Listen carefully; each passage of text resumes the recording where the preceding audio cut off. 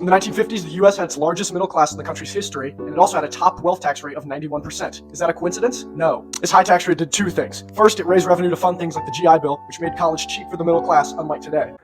Sure, tax rates on the wealthiest Americans in the 50s and 60s were much higher than they are today, but do the high taxes necessarily translate into greater tax revenues? Phil Gramm, Robert Akeland, and John Early argue that this is unlikely because very few Americans actually paid the 91% tax rate. They state that in 1962, only 447 tax filers out of 71 million paid the 91% tax rate. It seems unlikely that the funding for the GI Bill came entirely from taxes paid by these 447 people. In recent years, the top income tax rate has been around 35%, much lower than it was in the 1960s. What's interesting is that even though taxes are lower, the top 1% pay a higher percentage of their income in taxes now than they did in the 1960s. Gramm, Akeland, and Early state that in 2020, the top 1% of income earners paid an average of 25.7% of their income in federal taxes, while in 1962,